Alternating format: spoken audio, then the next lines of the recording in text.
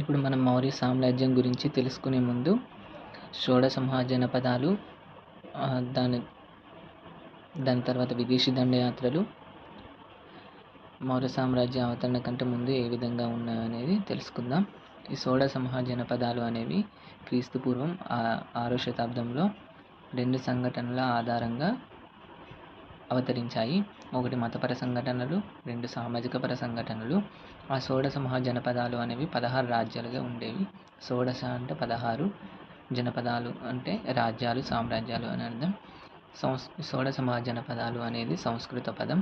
ఇది గంగా, సింధు, యమున నదుల దగ్గర వ్యవసాయం చేసుకునే ప్రజలు నివసించే ప్రాంతాలు షోడశ మహాజనపదాలుగా ఏర్పడ్డాయి. మరి ఆ వ్యవసాయం చేసేటువంటి ప్రజలని జన అని, వాళ్ళు స్థిరపడిన ప్రాంతాలని జనపదం అని, అటువంటి జనపదాలు పెద్ద పెద్దగా ఉన్నట్లయితే పెద్ద పెద్ద నగరాలుగా ఉన్నట్లయితే వాటిని మహాజనపదాలు అని పిలుస్తారు. ఆ 16 మహాజనపదాలు ఏమిటంటే 1 కాశీ, 2 కోసల, 3 కుర, కురు, మగధ, మల్ల, మత్స్య, వశ్య, వజ్జి, కాంబోజ, అంగ, అస్మక, అవంతి, శూరసేన, చేది, గాంధార, పాంచాల. ఈ 16 మహాజనపదాలు 3 భాగాలుగా ఉండేవి. 1 సమైక్య అంటే గణతంత్రమైనటువంటి రాజ్యాలు, 2 స్వతంత్ర రాజ్యాలు, 3 రాచరిక రాజ్యాలు. ఈ సమైక్య లేదా గణతంత్ర రాజ్యాలుగా వజ్జి మరియు మల్ల అనే రాజ్యాలు ఉండేవి. అంటే పరిపాలకుల బృందం అనేది ఈ గణతంత్ర రాజ్యాల్లో ఉండేది. స్వతంత్ర రాజ్యాలు అనేవి కాంబోజ, గాంధార. మిగిలిన 12 రాజ్యాలు రాచరికంగా ఉండేవి, అంటే రాజు పరిపాలన ఉండేవి. శక్తివంతమైన రాజ్యంగా మగధ అనేది ఉండేది. ఈ మగధ అనేది బీహార్ రాష్ట్రంలో ఉండేది. ప్రస్తుత బీహార్ రాష్ట్రానికి సంబంధించింది మగధ అనే రాజ్యం. కారణాలు అంటే ఇది శక్తివంతమైన రాజ్యంగా అవతరించడానికి గల కారణాలు: ఇది గంగా నదికి ఇరువైపులా ఉంది. ఈ గంగా నది అనేది వ్యవసాయానికి మరియు రవాణాకు ఈ మగధ రాజ్యానికి ఉపయోగపడేది. మగధకు దక్షిణాన ఇనుప నిక్షేపాలు ఎక్కువగా ఉన్నాయి మరియు సమీప అడవుల నుంచి ఏనుగులు తీసుకువచ్చి శిక్షణను ఇప్పించేవారు. వీటన్నిటి వల్ల మగధ రాజ్యం శక్తివంతమైన రాజ్యంగా ఆవిర్భవించింది. ఈ మగధ యొక్క రాజధానులు 3 ఉండేవి. ఫస్ట్ రాజగృహ లేదా గిరివ్రజపురం, 2 పాటలిపుత్రం, 3 వైశాలి. మగధను పరిపాలించిన వంశాలు ఏమిటంటే 1 బృహద్రథ వంశం, 2 హర్యంక వంశం, 3 శిశునాగ వంశం, 4 నంద వంశం. చక్రవర్తులు బృహద్రథ వంశం చూసుకున్నట్టయితే బృహద్రథుడు, జరాసంధుడు, రిపుంజయుడు. వీళ్ళు ముగ్గురు బృహద్రథ వంశానికి చెందినవారు. వీళ్ళు ముగ్గురు కూడా రాజధానిని రాజగృహగా చేసుకొని పరిపాలించడం జరిగింది. ఆ తర్వాత రాజవంశానికి చెందినవారు హర్యంక వంశం. ఇందులో బింబిసారుడు, అజాతశత్రువు, ఉదయనుడు, నాగసేనుడు ఉండేవారు. ఈ నాగసేనుడిని నాగదాసుడు అని కూడా పిలిచేవారు. బింబిసారుడు మరియు అజాతశత్రువు రాజగృహను రాజధానిగా చేసుకొని పరిపాలించితే, ఉదయనుడు మరియు నాగసేనుడు అనేవారు పాటలిపుత్రాన్ని రాజధానిగా చేసుకొని పరిపాలించడం జరిగింది. ఆ తర్వాత వచ్చిన వంశం శిశునాగ వంశం. ఇందులో శిశునాగుడు, కాలాశోకుడు, కనకర్ణుడు అనేవారు ఉండేవారు. వీరు ముగ్గురు కూడా వైశాలిని రాజధానిగా చేసుకొని పరిపాలించడం జరిగింది. ఆ తర్వాత వచ్చిన వంశం నందవంశం. ఈ నందవంశంలో మహాపద్మనందుడు, ధననందుడు మరియు వీళ్ళిద్దరూ కూడా పాటలిపుత్రాన్ని రాజధానిగా చేసుకొని పరిపాలించడం జరిగింది. హర్యంక వంశం. హర్యంక వంశంలో 543 నుండి 413 క్రీస్తుపూర్వం 543 నుండి 413 మధ్యలో ఈ హర్యంక వంశం అనేది మగధని పరిపాలించడం జరిగింది. ఇందులో 2 రాజధానులు కనిపిస్తాయి. 1 రాజగృహ, 2 పాటలిపుత్రం. బింబిసారుడు అనేవాడు హర్యంక వంశ స్థాపకుడు. ఇతను క్రీస్తుపూర్వం 543 నుండి 493 మధ్యలో పరిపాలన చేయడం జరిగింది. ఇతడు బృహద్రథ వంశానికి చెందినటువంటి రిపుంజయుడిని చంపి 543లో హర్యంక వంశ స్థాపనను మగధ రాజ్యంలో చేయడం జరిగింది. ఇతడు బుద్ధుడు మరియు వర్ధమానుడికి సమకాలీనుడు. ఇతడు వివాహ సంబంధాల ద్వారా రాజ్య విస్తరణ అనేది చేయడం జరిగింది.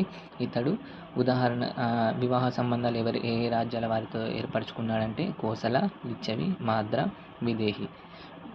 లిచ్చవి రాజ్యానికి చెందినటువంటి రాకుమార్తెను పెళ్లి చేసుకోవడం ద్వారా అతనికి కాశీ గ్రామం కట్నంగా పొందడం జరిగింది. మరియు ఈ కాశీ గ్రామం అనేది 1,00,000 సువర్ణాలు కలిగినది. మరియు రాజకీయంగా ఆర్థిక స్థిరానికి అంగరాజ్యంతో స్నేహం మరియు అలాగే గాంధారతో కూడా స్నేహ సంబంధాలను ఈ బింబిసారుడు అనేవాడు చేసుకోవడం జరిగింది. బింబిసారుని తర్వాత రాజ్య పరిపాలన చేపట్టింది అజాతశత్రువు. ఇతడు బింబిసారుడిని చంపినటువంటి వాడు, అంటే పితృహంతకుడు అని ఈ అజాతశత్రువుని పిలుస్తారు.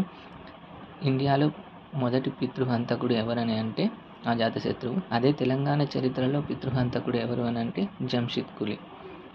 ఈ అజాతశత్రువు అనేవాడు ఇతడు వజ్జిరాజ్యం కోసం 16 సంవత్సరాలు యుద్ధం చేశాడు. ఇతడు క్రీస్తుపూర్వం 483లో రాజగృహలో మొదటి బౌద్ధ సమావేశాన్ని ఏర్పాటు చేశాడు.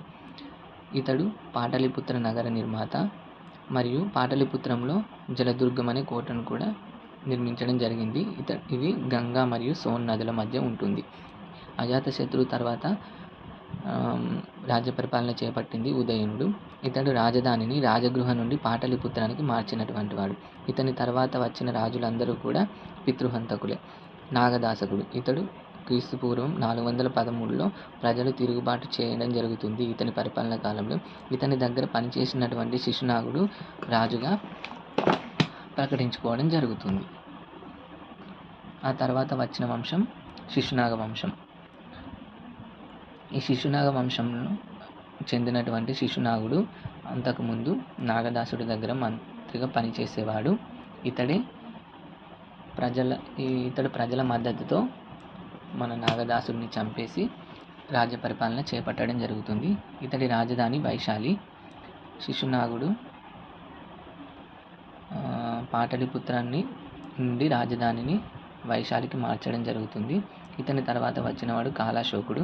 ఇతడు రెండో బౌద్ధ మత సమావేశంని ఏర్పాటు చేయడం జరిగింది. ఈ రెండో బౌద్ధ మత సమావేశం ఎక్కడ జరిగిందంటే వైశాలిలో జరిగింది. ఈ శిశునాగ వంశానికి చెందినటువంటి ముగ్గురు రాజుల్లో చూసుకున్నట్టయితే ఇతడే గొప్పవాడు.